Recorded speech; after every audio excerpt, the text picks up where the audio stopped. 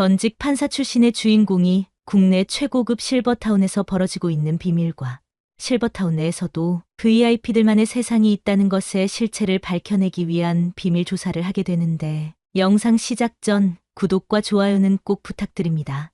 감사합니다. 안녕하세요. 제 이름은 박정훈입니다. 올해로 78살이 되었습니다. 서울고등법원 판사로 42년간 법정에서 정의를 위해 일했던 사람이죠. 3년 전 화려한 은퇴식을 치르고 법조계를 떠났습니다. 검사들, 변호사들, 후배 판사들이 모두 모여 축하해 주었던 날이 아직도 생생해요. 그날 외아들 민석이 두 손을 꼭 잡더군요. 아버지, 이제는 제가 모실 차례입니다. 걱정 마세요. 그 말을 들으며 가슴이 뭉클했습니다. 평생 바쁘게 살아오느라 아들에게 많은 시간을 주지 못했던 미안함이 있었거든요. 민석이는 IT 회사 임원으로 성공했고 며느리 윤주와 손주들 지호, 지은이와 강남의 큰 아파트에 살고 있었죠. 처음 몇 달은 정말 행복했습니다. 손주들과 보드게임도 하고 공원도 다니고 제가 재판했던 유명한 사건들에 대해 이야기해주기도 했어요. 민석이가 출장 갈 때면 손주들을 돌봐주는 재미도 쏠쏠했습니다. 하지만 시간이 흐르며 상황이 달라졌죠.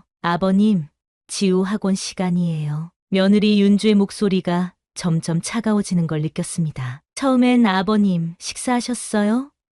라고 물어보던 윤주가 이제는 눈도 마주치지 않더군요. 손주들과 이야기를 나누고 있으면 공부할 시간이에요 라며 데려가 버렸죠. 저는 점점 방에만 있게 되었습니다. 거실에 나가면 윤주의 한숨 소리가 들렸으니까요. 요즘 아버님이 텔레비전 소리를 너무 크게 틀어요. 아들에게 하소연하는 소리를 들을 때마다 가슴이 아팠습니다. 아내 영숙이가 살아있었다면 달랐을 텐데 5년 전 떠나보낸 아내가 그립습니다. 주변 친구들도 하나둘 세상을 떠나고 법조계 모임에 나가기도 어려워졌죠. 서울 강남의 번화가 한복판에 살면서도 외로움은 점점 커져만 갔습니다. 아버지, 요즘 어떠세요? 퇴근 후 민석이가 가끔 물어봅니다. 괜찮다고 대답하지만 실은 괜찮지 않았어요. 저녁 식탁에서도 대화에 끼지 못하고 묵묵히 밥만 먹었죠. IT 이야기, 아이들 학원 이야기, 제가 낄 틈이 없었습니다. 어느 날 밤 침대에 누워 천장을 바라보며 생각했습니다. 내가 이 집에서 뭐 하는 사람일까? 판사로서의 권위도, 아버지로서의 존중도 모두 사라진 것 같았죠. 그저 짐처럼 느껴지는 나 자신이 서글펐습니다. 아버지, 중요한 말씀 드릴 게 있습니다. 일요일 아침 민석이가 거실로 저를 불렀습니다. 며느리 윤주도 옆에 앉아 있었죠. 둘 다 어색한 미소를 짓고 있었습니다. 아버님을 위한 좋은 곳을 찾았어요. 윤주가 태블릿을 들고 보여주었습니다. 황금빛 노을 실버타운이라는 곳이었죠. 최고급 시설의 의료진이 24시간 상주하고 문화 프로그램도 다양해요. 아버님 같은 분들이 편안하게 지내실 수 있는 곳이에요. 그 순간 가슴이 철렁 내려앉았습니다. 나를 내보내겠다는 말이었거든요. 하지만 겉으로는 태연한 척했습니다. 내가 왜 거기에 가야 하지?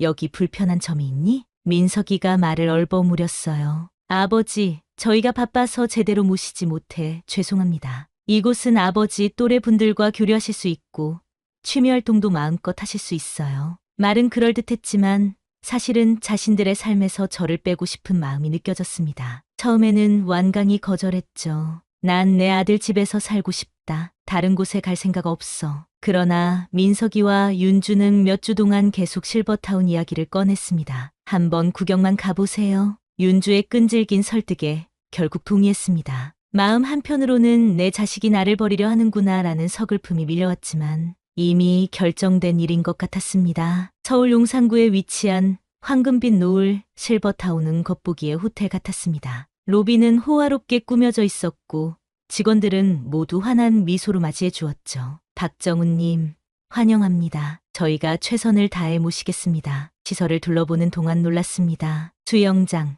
헬스장, 도서관, 영화관, 심지어 작은 법정까지 있었어요. 이곳은 은퇴한 법조인들이 모의 재판을 하는 공간입니다. 안내하는 직원의 말에 잠시 흥미가 생겼습니다. 그때 익숙한 목소리가 들렸어요. 정훈아, 여기서 만나다니.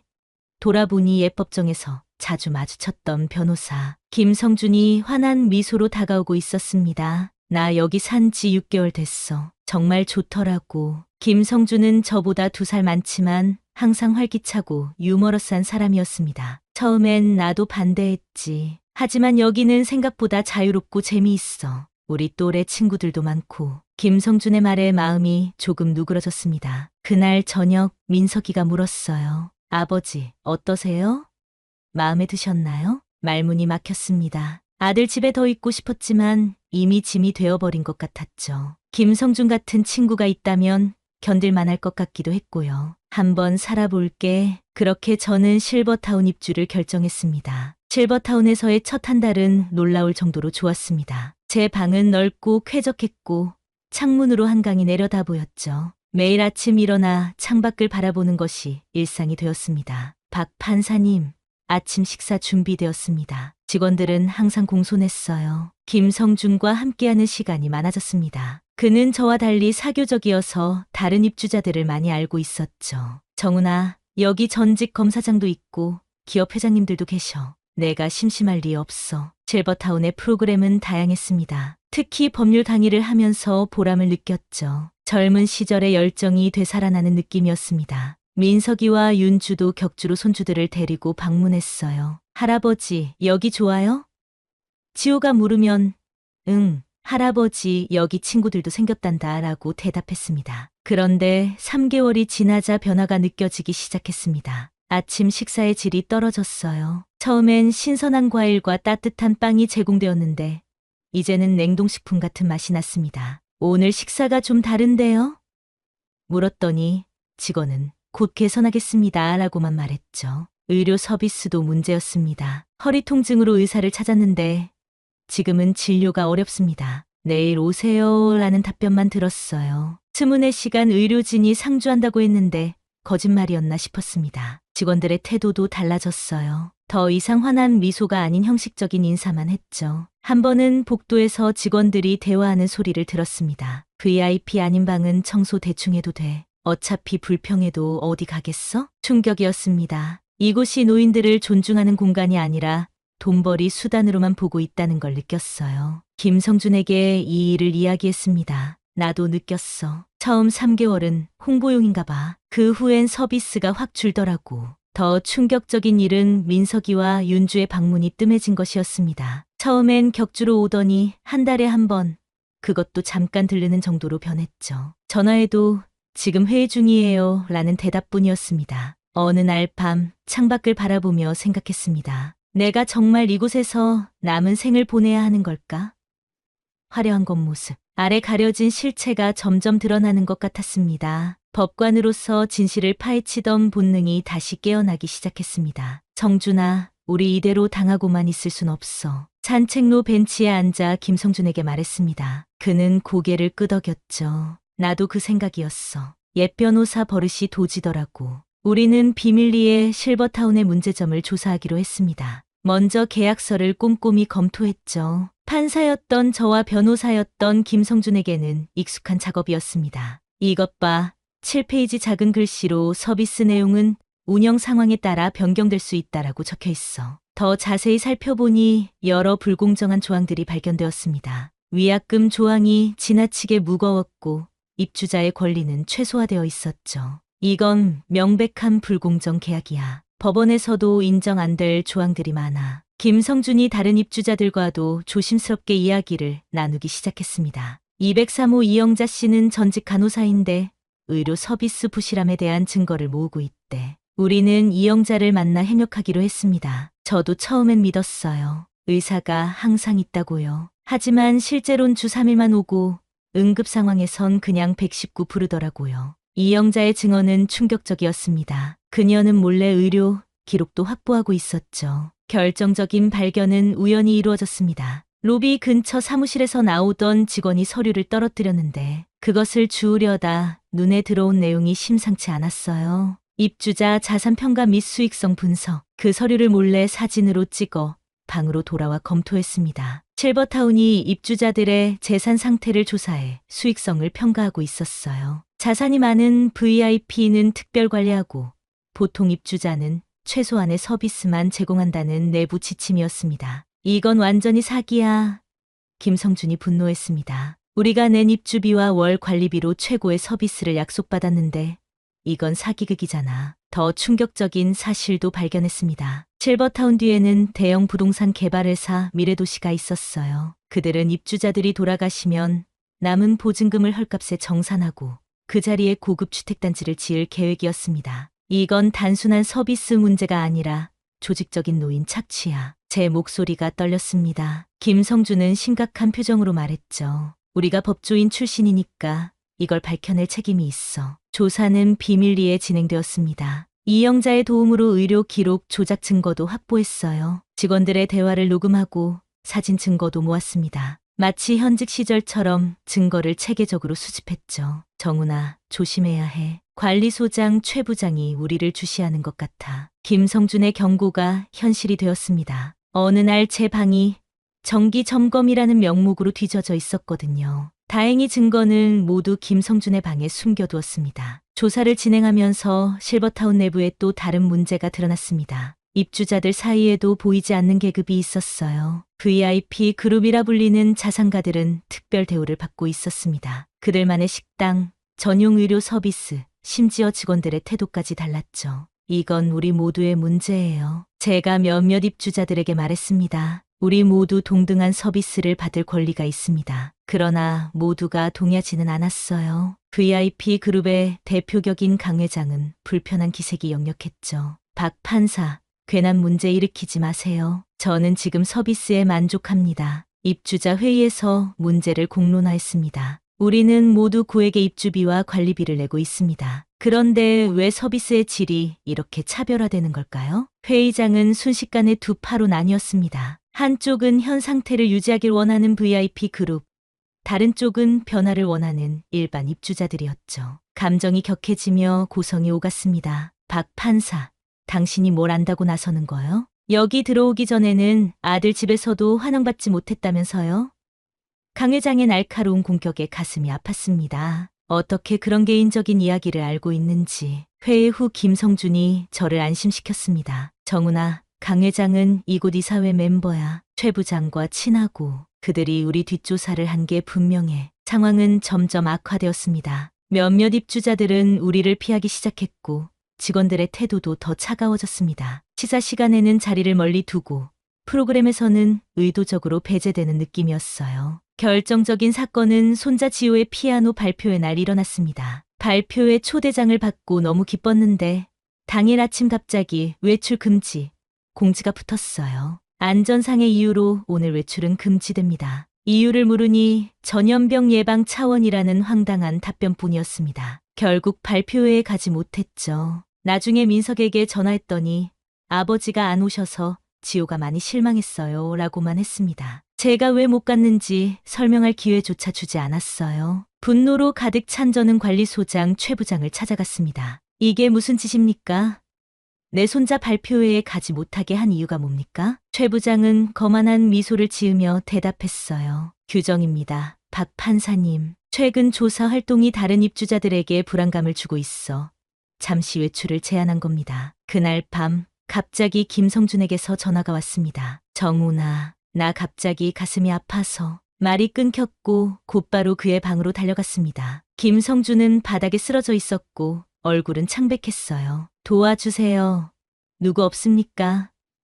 소리쳤지만 당직 간호사는 보이지 않았습니다. 결국 제가 직접 119를 불러 김성준을 병원으로 데려갔죠. 의사의 진단은 심장마비 초기 증상이었습니다. 조금만 늦었어도 위험할 뻔했습니다. 병원 침대에 누운 김성준의 모습은 처연했습니다. 활기차던 그가 이렇게 약해진 모습을 보니 가슴이 미어졌어요. 정준아, 미안해. 내가 이 조사에 너를 끌어들이지만 않았어도. 김성준은 희미하게 웃었습니다. 무슨 소리야. 우리가 이렇게 된 건 그 실버타운 때문이야. 정훈아, 이제는 가만히 있을 때가 아니야. 그의 말에 결심이 섰습니다. 이제는 단순히 조사가 아니라 법적 대응을 해야 할 때였어요. 병원을 나와 오랜만에 법조계 후배들에게 연락했습니다. 현직 변호사인 정태우는 제 이야기를 듣고 즉시 도움을 약속했죠. 박 선배님, 이건 명백한 소비자 기만이자 노인 학대입니다. 집단 소송도 가능할 것 같습니다. 실버타운으로 돌아와 다른 입주자들에게도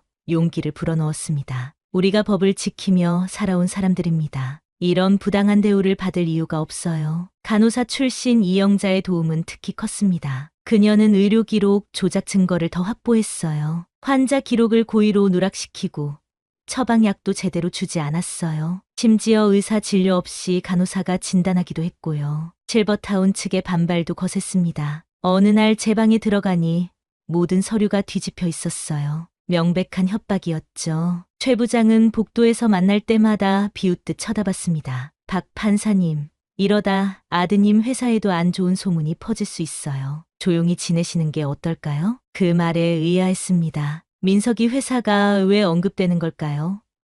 정태우 변호사의 조사 결과 충격적인 사실이 밝혀졌습니다. 실버타운을 운영하는 미래도시의 주요 투자자 중 하나가 민석이 다니는 IT 회사였어요. 아버지, 죄송합니다. 민석이 병원으로 찾아왔습니다. 저도 최근에 알았어요. 회사가 이 실버타운에 투자했다는 사실을. 민석의 표정은 복잡했습니다. 실은 제가 이 투자를 적극 추진했어요. 노인 복지와 IT를 접목한 스마트 실버타운이라고 해서. 하지만 이런 식으로 운영될 줄은 몰랐습니다. 마음이 무너졌습니다. 내 아들이 나를 이곳에 보낸 이유가 단순히 짐을 덜려는 것만이 아니라 회사 이익과도 연관되어 있었다니. 아버지, 이 소송 철회해 주실 수 없을까요? 회사에 큰 타격이 될 것 같습니다. 잠시 침묵했습니다. 아들을 사랑하는 마음과 정의를 지키려는 마음 사이에서 고민했어요. 하지만 42년간 법정에서 정의를 지켜온 판사로서의 신념이 더 강했습니다. 민석아, 미안하다. 하지만 불의를 보고 눈 감을 순 없구나. 그건 내가 평생 너에게 가르쳐온 가치와 맞지 않아. 법정 대결의 날이 다가왔습니다. 정태우 변호사의 도움으로 실버타운을 상대로 집단 소송을 제기했어요. 15명의 입주자가 원고로 참여했고 저는 특별히 법원의 허락을 받아 직접 변론을 맡았습니다. 영광입니다. 박 판사님. 선배님의 변론을 듣게 될 줄은 몰랐습니다. 담당 판사는 제 후배였고 예전 제가 지도했던 사람이었죠. 법정에 들어서자 심장이 빠르게 뛰었습니다. 피고석에는 최 부장과 미래도시 대표 그리고 의외로 강 회장도 앉아 있었습니다. 나중에 알고 보니 강 회장은 미래도시의 이사였어요. 방청석에는 김성준이 창백한 얼굴로 앉아 있었습니다. 민석이도 뒤쪽에 조용히 자리 잡고 있었죠. 그 모습을 보니 마음이 복잡했지만 이제 돌이킬 수 없었습니다. 재판부는 이 사건의 본질을 정확히 파악해야 합니다. 제 목소리가 법정에 울려 퍼졌습니다. 이것은 단순한 서비스 불만이 아닙니다. 노인들의 존엄성을 짓밟고 그들의 자산을 노린 조직적 기만행위입니다. 차분하게 증거를 하나씩 제시했습니다. 의료기록 조작, 차별적인 서비스 제공, 불공정 계약 조항, 외출 제한. 평생법정에서 단련된 논리로 피고 측의 주장을 하나씩 무너뜨렸습니다. 원고 측은 감정에 호소하고 있을 뿐입니다. 피고 측 변호사가 반박했습니다. 모든 서비스는 계약 범위 내에서 적절히, 합리적으로 제공되었습니다. 그때 제가 결정적인 증거를 제시했습니다. 재판장님, 이 녹음을 들어보시기 바랍니다. 그것은 최 부장이 직원들에게 지시하는 녹음이었습니다. 3개월 지나면 서비스 줄여. 어차피 계약금은 받았고 노인네들 기억력도 안 좋으니까. 법정이 술렁였습니다. 피고 측 변호사가 항의했지만 이미 증거는 인정된 상태였어요. 강 회장은 얼굴이 붉어져 자리에서 일어나려다 변호사에게 말려 앉았습니다. 마지막 변론에서 저는 법률적 논점을 넘어 인간적 호소를 했습니다. 재판장님, 이 사건은 법적 정의만의 문제가 아닙니다. 우리 사회가 노인을 어떻게 대하는지에 관한 문제입니다. 젊었을 때 국가와 사회를 위해 헌신한 이들이 노년에 이런 대우를 받아야 합니까? 법정에 침묵이 흘렀습니다. 재판장은 깊은 생각에 잠긴 표정이었습니다. 판결은 2주 후에 선고하겠습니다. 기다림의 시간은 길었습니다. 그동안 실버타운 내 분위기는 냉랭했어요. 최 부장은 저를 마주치면 노골적으로 적대감을 드러냈고 일부 직원들은 기본적인 서비스조차 제공하지 않았습니다. 민석이가 찾아와 화해를 시도했습니다. 아버지, 회사에서 압박이 심합니다. 이 사회에서 저를 문제 삼고 있어요. 마음이 아팠지만 단호했습니다. 민석아, 내가 회사를 위해 노력하듯 나도 정의를 위해 싸워야 한단다. 이것은 내 아버지인 내가 마지막으로 할 수 있는 의미 있는 싸움이야. 드디어 판결 선고일이 왔습니다. 법정은 입추의 여지 없이 사람들로 가득 찼고 언론도 몰려왔습니다. 노인 착취 실버타운 판결이라는 제목으로 이미 뉴스에 보도되고 있었어요. 본 법원은 원고의 청구를 모두 인용합니다. 재판장의 음성이 법정에 울려 퍼졌습니다. 피고는 불공정 계약과 기만적 운영으로 노인들의 권리를 침해했음이 명백합니다. 모든 입주자들에게 위약금 없는 계약 해지와 함께 정신적 피해 보상금을 지급할 것을 명령합니다. 법정이 술렁였습니다. 김성주는 제게 다가와 포옹했고 다른 입주자들도 감격의 눈물을 흘렸어요. 피고석에서는 최 부장이 창백한 얼굴로 주저앉았습니다. 그런데 민석이의 모습은 보이지 않았습니다. 그가 판결 전에 법정을 떠났다는 것을 나중에야 알게 되었죠. 판결 후 한 달, 저와 김성주는 서울 마포구에 있는 아파트로 이사했습니다. 넓고 밝은 곳이었고 무엇보다 자유로웠죠. 정훈아, 우리 이제 남은 인생 즐겁게 살자. 김성준이 이사 첫날 건배를 제안했습니다. 실버타운 사건은 사회적으로도 큰 반향을 일으켰습니다. 여러 언론에서 취재 요청이 왔고 노인권익단체에서도 연락이 왔어요. 박 판사님의 용기가 많은 노인들에게 희망을 주었습니다. 그런 경험을 바탕으로 노인권익보호센터를 설립했습니다. 작은 사무실이지만 김성준과 함께 노인들의 법률 상담을 무료로 제공했죠. 이영자도 의료, 자문으로 참여했고 많은 자원봉사자들이 모여들었습니다. 법은 약자를 보호하기 위해 존재합니다. 이것이 센터의 모토가 되었어요. 실버타운 사건 이후 비슷한 피해를 겪은 노인들이 많이 찾아왔고 그들을 도울 수 있어 보람찼습니다. 하지만 마음 한구석엔 민석이에 대한 걱정이 있었습니다. 판결 이후 연락이 끊겼거든요. 회사에서 그에게 책임을 물었다는 소문도 들렸습니다. 그러던 어느 날 센터 문이 열리고 민석이가 들어왔습니다. 얼굴은 헬쑥했지만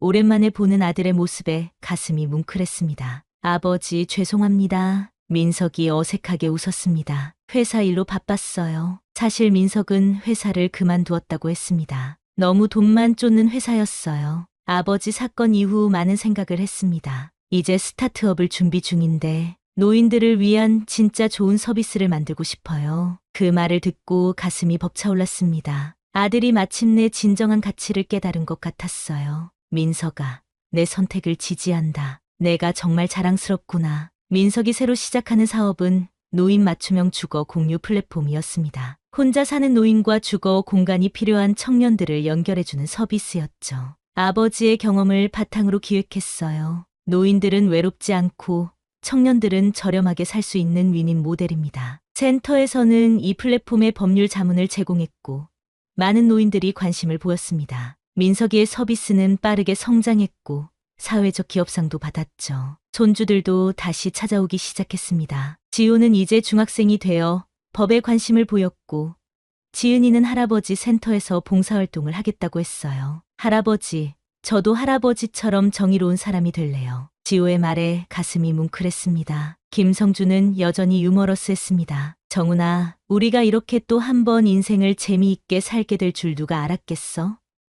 그의 말에 웃음이 나왔습니다. 78세에 시작한 이 투쟁이 제 인생에 새로운 의미를 가져다 주었습니다. 많은 사람들이 센터를 찾아오고 감사의 마음을 전할 때면 법관으로서의 삶이 헛되지 않았다는 생각이 듭니다. 나이는 숫자에 불과하며 정의와 존엄성은 어떤 나이에도 포기할 수 없는 가치입니다. 이것이 제가 센터 상담을 마칠 때마다 하는 말입니다. 황금빛 실버타운을 떠나 맞이한 새로운 삶은 그 어느 때보다 빛났습니다. 더 이상 짐처럼 느껴지지 않고 여전히 사회에 기여할 수 있다는 자부심으로 매일이 소중했습니다. 우리의 경험이 많은 노인들에게 용기를 주었고 사회의 인식도 조금씩 바뀌어가는 것을 보는 것이 가장 큰 보람이었습니다. 오늘 이야기가 좋으셨다면 구독과 좋아요 부탁드립니다. 감사합니다.